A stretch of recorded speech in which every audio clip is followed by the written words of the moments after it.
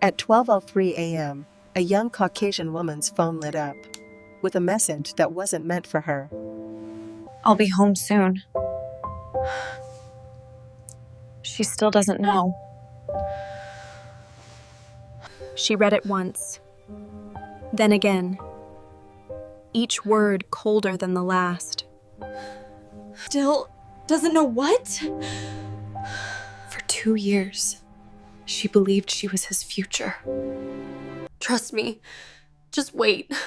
I promise. But promises don't survive the truth. He was never late. He was already married. She didn't scream. She didn't cry. Stay till the end, because the truth was only the beginning. I never believed love could arrive quietly. I thought it would be loud, obvious, dramatic. But Daniel entered my life like a soft knock on the door. Not urgent, not demanding, just present. We met during a slow season of my life. I had stopped expecting much from people. Work, sleep, repeat. That was my routine. Daniel worked in the same building, 2 floors above mine. We didn't talk at first, just shared polite smiles near the elevator. One night, the elevator stopped between floors. Lights flickered. The silence felt awkward. Daniel laughed softly and said, "Looks like the universe wants us to talk." That was the beginning. He was calm, gentle, the kind of man who listened more than he spoke. He asked questions and waited for real answers, not rushed ones. We started having coffee after work, then dinner, then long walks that stretched into midnight. Daniel told me he liked the night, said it made people honest. I liked that about him. He never rushed anything, never crossed boundaries too fast. It made me trust him. He told me his life was complicated. I didn't push for details. He said some things are still unfinished. I believed him. We never posted pictures together, never went to crowded places. At first it felt romantic, private, like something just for us. He texted me late at night, always late. "Are you awake? Tell me about your day. I miss your voice." I felt chosen. When I asked why we couldn't meet during weekends, he said work, family issues, stress. I accepted every explanation, because love makes you patient, and patience makes you blind. Daniel spoke about the future often, not specific plans, just promises. Someday, things will be easier. Someday, I won't have to hide. Someday, we'll wake up together. I held on to that word. Someday. Friends warned me, said something felt off. But love doesn't hear warnings. It hears hope. And hope sounds convincing when spoken in a gentle voice. I fell in love slowly, deeply, without realizing how far I had already gone. The night everything changed felt normal at first. I was lying in bed, lights off, curtains open, city lights blinking like distant stars. Daniel hadn't texted yet. That wasn't unusual. At 12:03 a.m., my phone buzzed. His name lit up the screen. I smiled without thinking. But the message wasn't for me. "I'll be home soon. She still doesn't know." My heart stopped. I stared at the words, waiting for them to rearrange themselves, waiting for sense. "She still doesn't know." I whispered it out loud. My hands felt cold. I checked the contact name. Daniel. No mistake. My first instinct was denial. Maybe it was a joke. Maybe I misunderstood. But deep down, something heavy settled in my chest. I opened his profile. Something I had never done before. I don't know why that night felt different. Like my body already knew. And there it was. A photo from 3 weeks ago. Daniel, smiling, standing beside a woman. Her hand rested on his chest. The caption read, "5 years married today, red heart." The room felt smaller. I didn't cry. I felt empty, like someone had turned off a switch inside me. Every excuse replayed in my mind. Every canceled plan. Every weekend silence. I remembered how he never answered calls during certain hours. How he disappeared during holidays. I wasn't special. I was hidden. I sat on the edge of the bed for a long time, just breathing. Daniel called the next day. "Hey," he said softly. "You've been quiet." I almost laughed. I asked him one question. "Who is she?" Silence. Then panic. He tried to explain. Said the marriage was dead. Said they lived like strangers. Said he stayed for responsibility. I didn't raise my voice. I just listened. And when he finished, I said, "You made me your secret." He begged me not to leave. Said I was the only thing that felt real. But love that survives by lying isn't love. I ended the call. That night, love turned cold. The first few days after the truth came out were quiet. Too quiet. No calls. No messages. No late-night voice notes. At first, I thought the silence would feel peaceful.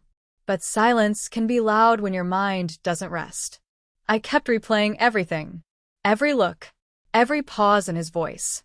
Every time he said he was almost free. I started noticing things I ignored before.